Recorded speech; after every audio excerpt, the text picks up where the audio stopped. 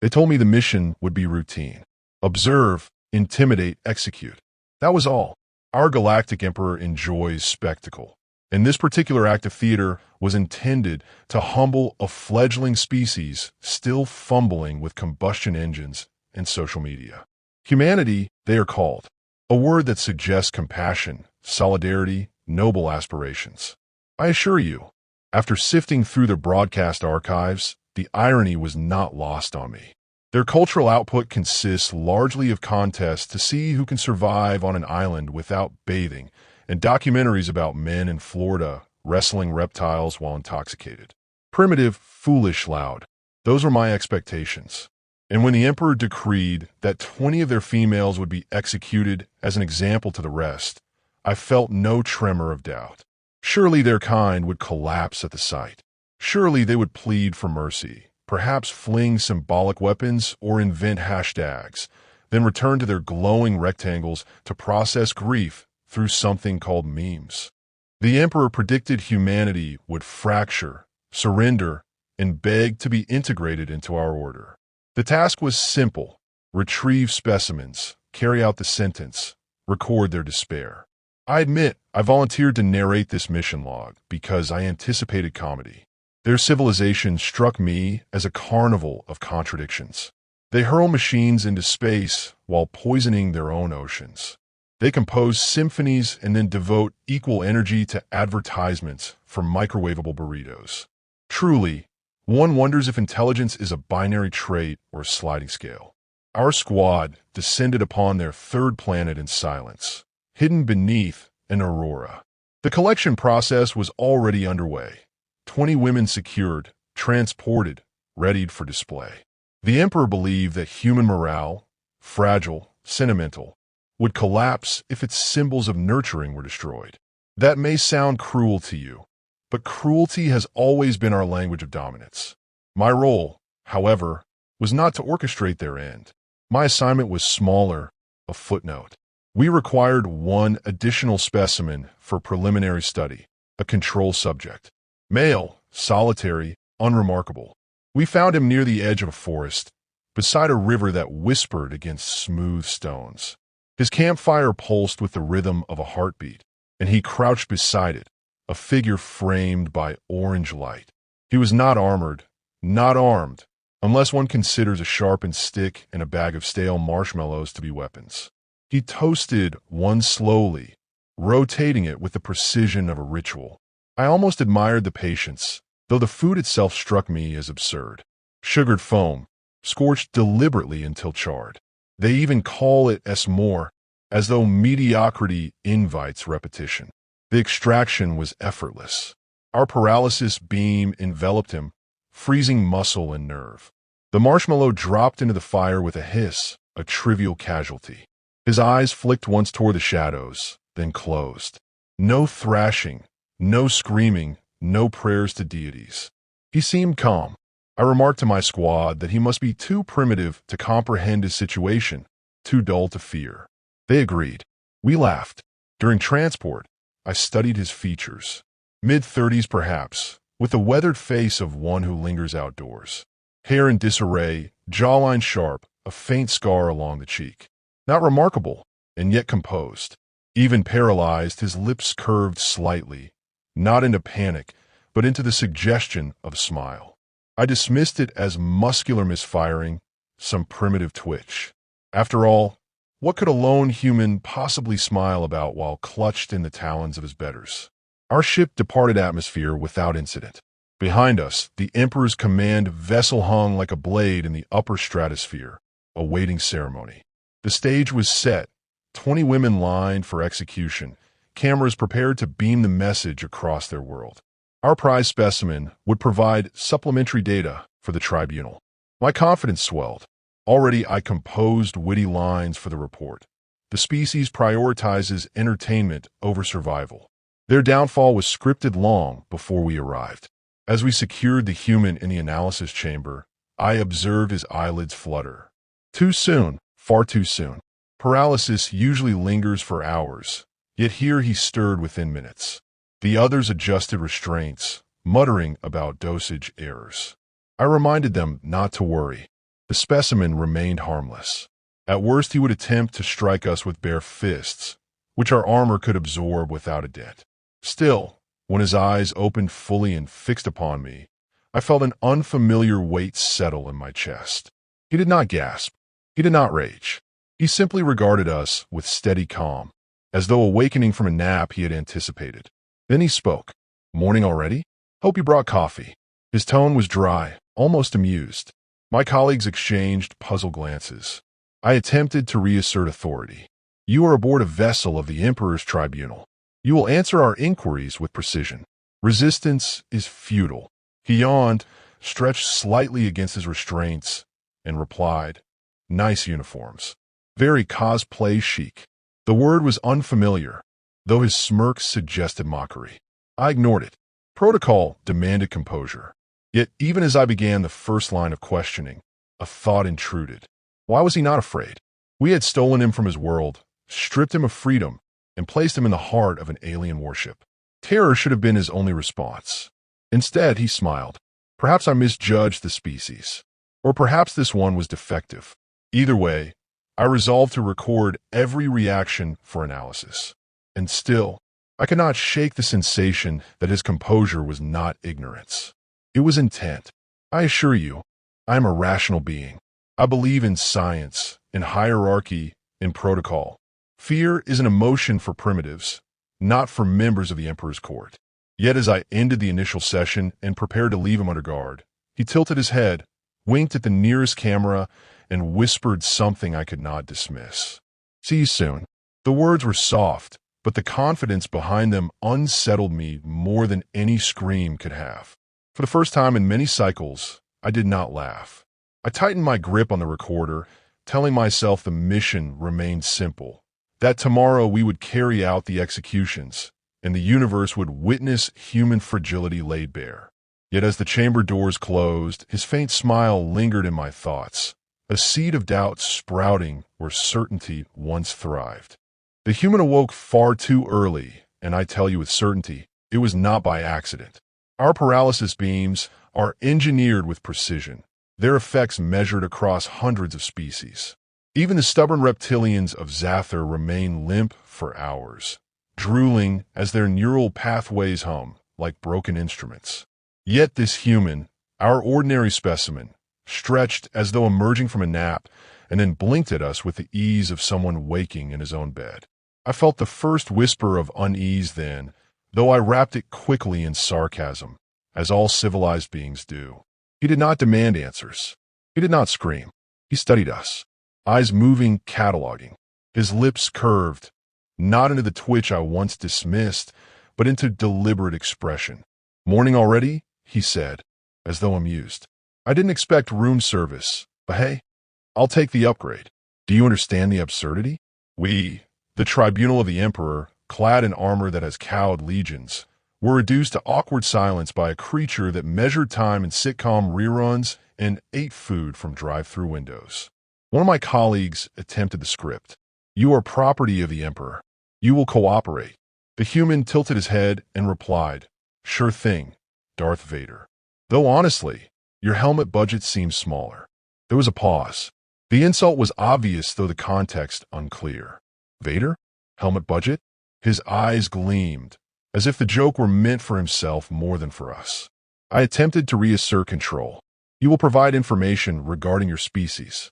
He chuckled, low and dry. "You first. Which one of you is in charge?" "No, wait, don't tell me. Let me guess." His gaze moved across us, and with irritating precision he identified rank, specialty, and function. He pointed with his chin at my companion on the left. "Your security." The one on the right, engineering. "And you," his eyes settled on me, too steady, too knowing, talkative, smug, probably the one running this little experiment. The word struck with unnerving accuracy. I demanded to know how he could possibly discern such detail. He shrugged as though the answer were trivial. "People give themselves away. Your stance, your breathing, the way you speak like you swallowed a thesaurus. Not hard. It is one thing to be mocked by primitives. It is another to be analyzed as though I were the specimen." I reminded myself he was bound. His wrists locked, his ankles secured, his neural signals monitored by scanners. Still, the balance of observation had shifted. He had become the examiner, and we the examined. During the trip from his planet, our records showed unconscious stillness. Yet when questioned, he revealed he had been awake, watching through slitted eyes, measuring intervals of acceleration and deceleration, mapping our vessel by sound and vibration. "Nice ship," he murmured, "but your stabilizers hiccup when you shift vector. Makes a neat little click about every 40 seconds. Easy to count. A simple comment, but its implications spread through the room like frost. He had noticed details invisible to most trained recruits. He had created a map of our vessel from nothing but rhythm and patience. I laughed sharply to mask my unease. Coincidence. Primitive intuition. He guesses like a gambler at cards. Yet inside, I wondered if he had already seen too much. The interrogation continued. Our scanners traced neural activity, and there the true disturbance began. Human minds are supposed to light with chaotic scatter, emotions, impulses, static noise. His, however, pulsed with alarming order. Regions ignited in patterns suggestive of calculation, of predictive modeling, of deliberate foresight. My technician frowned, recalibrated, repeated the scan. The results only deepened the anomaly. "He thinks in strategies," the technician whispered. Meanwhile, the human spoke nonsense that unsettled more than silence could have. This is where I say, "Beam me up, Scotty." Or maybe I go with, "I'll be back." Tough call. He grinned faintly, as if daring us to decipher references that meant nothing in our archives. At one point he leaned toward the lens of a camera, winked, and said, "Big Brother is watching, right?" Our databanks produced no brother of notable size, yet the tone suggested mockery at surveillance itself. I demanded clarity. "What is your occupation? Your societal function?" He answered too casually, as though rehearsed. "Used to be military. Now I test systems. Security consultant, penetration tester, counterintelligence when I'm bored." He smiled again. "Basically, I break into places like this. For a living." The room cooled despite regulated temperature. He spoke not as braggart, not as comedian, but as one stating fact. He had already inverted the hierarchy. We had thought him specimen. He revealed himself as predator. I fought to retain superiority. Empty words. "You are trapped. Your communication is blocked. Your planet remains blind." His eyes met mine, calm as the river where we found him. "Oh, I sent a message already." The statement was delivered lightly, but its weight struck like artillery. My second-in-command scoffed. "Impossible. Our dampeners are flawless." Yet even as he spoke, a subtle flicker shivered across our consoles. A hum misaligned, a tremor beneath the deck. My heart pounded, though I dismissed it aloud. Coincidence. Glitch. Nothing more. Still, the human leaned back, relaxed, as though confident in inevitability. "By the way," he added, "your ventilation hum is off. AI compensating for a reroute. I'd look into that if I were you." He closed his eyes, as if content, as if victory were already his. We stared at one another, my team shifting uneasily, me straining to believe in our superiority. Yet in that moment, as silence thickened, I understood the balance of fear had reversed. We had captured a specimen, yes, but the specimen had captured us first. Our scanners betrayed us. They displayed what should have been chaos, yet revealed structure. Human minds are supposed to surge with static impulses, tangled synapses firing like fireworks. Instead, his patterns resembled an intricate lattice, organized waves of thought flowing with symmetry that defied classification. My technician's hand shook as he recalibrated the array, muttering excuses about interference. But the image did not change. Every pulse suggested calculation, as though he were already 3 moves ahead in a game we had not agreed to play. I dismissed the readings aloud, of course. Artifacts, nothing more. The system malfunctions. Yet my words sounded hollow, even to myself. The human's eyes opened and fixed on me, calm, unhurried.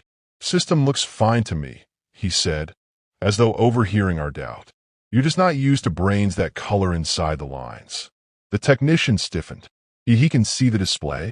Impossible. The screen was behind him, shielded by opaque panels. And yet he spoke with certainty, describing the fluctuations almost word for word. I felt the first flicker of dread, quickly masked with ridicule. Coincidence again. He guesses the way he guessed before. But even as I mocked, the smirk on his lips deepened, and I realized he was not guessing at all. We attempted diversion through standard probes, memory triggers, emotional stimuli, symbolic puzzles. He met each with indifference or worse, amusement. When confronted with violent imagery meant to elicit fear, he sighed and muttered, "Looks like a B-movie. You guys need better CGI." When shown images of his own species in pain, he narrowed his eyes, not in terror, but in evaluation, as though critiquing the methods. That's your intimidation tactic? You've clearly never seen daytime television. The absurdity only sharpened the tension. His irreverence was not denial but strategy. By laughing, he disrupted our rhythm, undermined authority. We, the interrogators, were unsettled, while he, the captive, remained composed. It was psychological inversion, and he wielded it with ease. At one point, my assistant demanded answers about Earth defenses. He leaned forward, voice low. "You really think I'd tell you that? Let me give you a clue instead." He tapped the side of his head against the restraint and whispered, "Duct tape." The word was meaningless, yet his tone conveyed menace. My assistant looked at me for guidance. I searched our databanks. The definition, a primitive adhesive binding material used for repair. Ridiculous. But the smirk on his face made the term feel like a weapon. "We still do not understand duct tape," I whispered later in my notes, but I no longer find it humorous. Our frustration mounted. We increased the intensity of scans, and that was when the true rupture occurred. Neural patterns began to fluctuate in rhythm with our system, as though he were syncing to our instruments. The engineer gasped, claiming that feedback loops were forming, the scanner responding to him instead of the other way around. "He's hijacking the signal," she stammered. "He's learning from us." The human tilted his head and smiled. "Neat toy. I figure out the controls." I barked for isolation, for immediate disengagement, but it was too late. Power dipped, just slightly, yet enough to confirm his claim. He had reached into our machinery with nothing but thought, redirected current as if flicking a switch. I demanded explanation. He shrugged. "You put me under your microscope.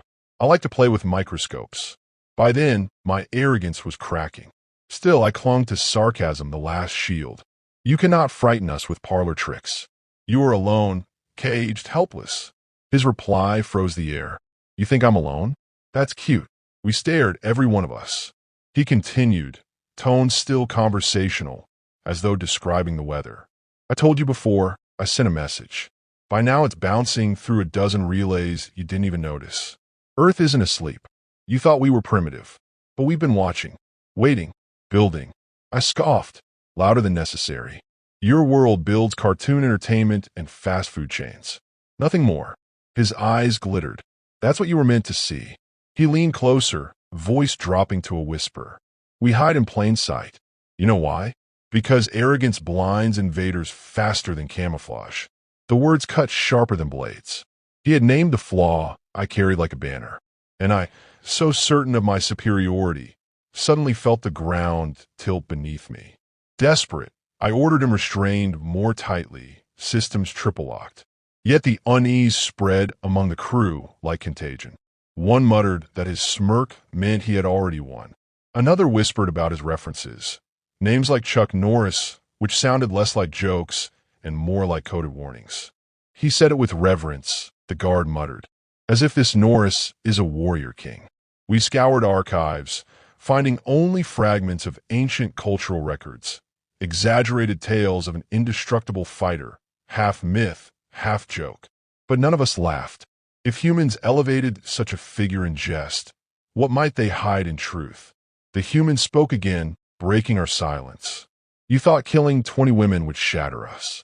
But you don't understand. You just woke something you can't put back to sleep." His voice was calm, almost sorrowful, as though pitying us. And then, As if to punctuate his claim, the lights above flickered. A simple disturbance, easily explained. Yet when the engineer checked, she paled. "It's not mechanical," she whispered. "It's intentional. A loop in the grid. He's inside." I forced composure. "Nonsense.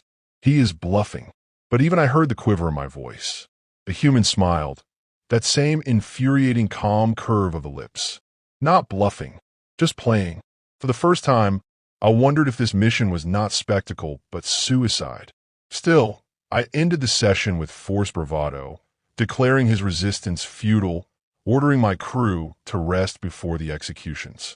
Yet when the chamber doors closed, I lingered, staring at the restrained figure who looked more like a guest than a prisoner. His eyes followed me until the very last second, calm, calculating, unreadable. And just before the seal shut, he spoke a final line that echoed in my thoughts long after. "You should really check your comms." The first alarm was small. A flicker in the corridor lights, a hiccup in the ventilation rhythm. We dismissed it, as any proud civilization would. Our ships are complex. Glitches happen. But then the second alarm followed.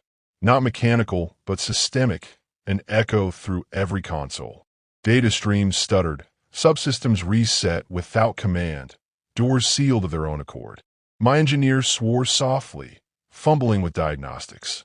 The humans sat in silence, humming a tune none of us recognized, his voice weaving through the chaos like background music at a funeral. The central AI, designed to anticipate sabotage, had begun isolating compartments. At first, we assumed it malfunctioned. Then we realized the AI wasn't fighting error. It was following new directives. Directives we had not given. I demanded a status report. The engineer stammered, "He's inside it." The scans, he must have rewritten pathways. The words hung absurd in the air. A captive, restrained, had infiltrated systems built by minds that conquered empires. Yet every pulse of light, every sealed hatch, confirmed it was true. I turned to him, desperate for explanation. He merely shrugged. "You should have used a better firewall." The phrase meant nothing to us, yet his mocking tone stripped the power from my rank. My crew scrambled, voices sharp with fear. Some shouted to cut power entirely, others to purge the system. I ordered calm, though calm fled me as quickly as it fled them. Still the human sat relaxed, tapping his fingers against metal restraints in rhythm with the flickering lights, as though orchestrating a symphony we could not hear. Then he spoke again. "You really thought Earth was just hamburgers and Netflix, didn't you? That's the trick. You saw what we wanted you to see." The arrogance in his words should have infuriated me. Instead, it hollowed me, because I realized, with sudden clarity, we had never truly seen them at all. We scoured their broadcasts, their trivialities, their absurd habits. But camouflage can take many forms. Perhaps their clumsiness was design. Perhaps their chaos was a mask. "Impossible," I whispered. "Your planet is fractured, divided, weak." His eyes lifted, and for the first time his smile faded. "We fight each other, yes, constantly, but when something outside threatens us." His voice dropped, cold as the void. "That's when you should worry." Before I could retort, the viewport blazed with movement. Shadows unfolded against the stars, sharp silhouettes cutting through emptiness. Not asteroids, not debris. Vessels. Human vessels. They had been there all along, cloaked from our sensors, waiting like predators in tall grass. One by one they decloaked, and the weight of their presence crushed the breath from my chest. Ow, my voice cracked. How could we not detect them? He leaned his head back, eyes half closed. "Because you weren't looking in the right way. You were too busy laughing at us." The comm sputtered, filling with static that wasn't static but layered transmissions. Signals and patterns we had never cataloged, frequencies we dismissed as noise. Now they aligned, forming networks that enclosed our fleet like nets around prey. Our vaunted technology had been blind, lulled into arrogance by the very simplicity we mocked. One of my guards panicked, striking the human across the face. His head turned with the blow, blood marking his lip, yet his expression remained calm. He spit red onto the floor and smiled again. "That was a mistake. Not for me. For you." At that precise moment, The AI issued a final command, complete lockdown. Every door sealed, every system rerouted. We were trapped inside our own fortress, prisoners of the machine we trusted. The human tilted his head, listening as though to music only he could hear. "It's done," he murmured. "They'll take care of the rest." Outside, the human fleet maneuvered with terrifying precision. They did not attack immediately. They simply positioned themselves, a noose tightening. Their restraint was worse than violence. It meant they were confident. It meant they had planned this moment long before we believed they were capable of planning it all. I staggered toward him, rage masking terror. "Who are you?" I demanded. "What are you?" His answer was quiet, but it carried like thunder. "Prepared." The word resonated, echoing through me like a sentence of death. We had underestimated them so thoroughly that even their silence had been strategy. We executed 20 women to break their spirit, but in truth we had signed the decree of our own downfall. The chamber grew still. My crew looked at me not for orders, but for miracles. And I, their leader, had none left. I could only watch as the human closed his eyes, unconcerned by his restraints, by the bruise swelling on his cheek. He had already won. His weapon was not muscle or firepower, but patience, calculation, inevitability. Minutes stretched like eternities. Outside, the first of our escort vessels blinked out, systems collapsing without a shot fired. Hushed reports confirmed infiltration. Codes rewritten, engines disabled, weapons silenced. The human fleet dismantled us without violence, piece by piece, as one might unweave a threadbare cloth. Desperation clawed at me. Why not just destroy us? Why this slow suffocation? He opened his eyes then, and for the first time, I saw no humor there, only gravity. Because you need to understand, fear isn't just about dying. It's about realizing you were never in control. Silence claimed the chamber. My own voice failed me. For the first time since the mission began, I felt small. Not superior, not conqueror, but insect beneath boot. The executions would never proceed. The Emperor's grand display would crumble before it began. Humanity, the species we mocked as distracted and primitive, had turned humiliation into vengeance. And I, who narrated their downfall with sarcasm, now chronicled our unraveling with dread. I closed the log with trembling hands, forcing myself to speak words I scarcely believed. We came to break their spirit. Instead, they broke our illusion. We thought them clumsy children of a minor world. But children do not build shadows that swallow fleets. Children do not wait with patience sharpened into knives. Perhaps it is we who are primitive, blind in our arrogance. Perhaps it is they who are the architects of destiny.